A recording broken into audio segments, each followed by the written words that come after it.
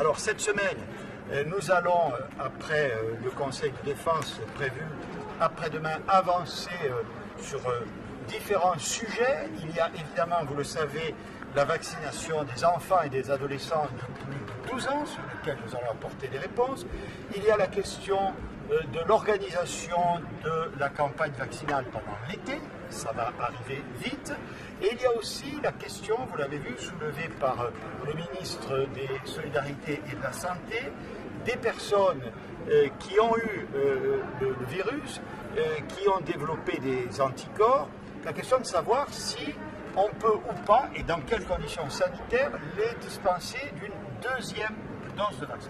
Donc toutes ces réponses vous seront apportées dans les plus brefs délais, seront apportées aux Françaises et aux Français dans les meilleurs délais.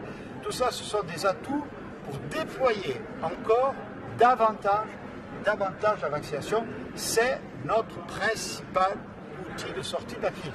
Je rappelle qu'il y en a de nôtres. Les rouvertures et la sortie de la période précédente se passe tout à fait de manière satisfaisante. On voit que notre taux d'incidence continue à diminuer, que le nombre de patients hospitalisés en réanimation continue de baisser. Il est indispensable, je le dis à nos concitoyens précisément, parce que c'est grâce à leurs efforts que nous obtenons collectivement ces résultats, il est indispensable de continuer à respecter cette progressivité. Donc la prochaine étape, vous le savez, se situera le 9 juin. Nous devons, je le dis inlassablement, et je continuerai à le dire, faire preuve de responsabilité individuelle et collective. Il y a la vaccination, c'est la pierre angulaire de notre combat contre la pandémie, mais il y a aussi les tests. Il faut continuer à se tester. Je rappelle que la France est un des pays d'Europe qui teste le plus. La France est un des seuls pays du monde où l'accès aux tests et au dépistage est gratuit. La France est l'un des pays au monde où l'on teste le plus, notamment dans les établissements d'enseignement.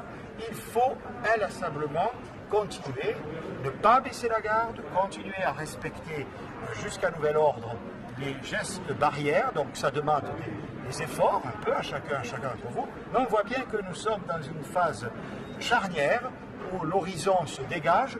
Je me réjouis de voir aussi la reprise des activités économiques. La France, sachez-le, est le pays parmi les grands pays d'Europe qui a le mieux tenu le choc au point de vue économique depuis le début de l'année 2021. C'est bon signe pour la suite.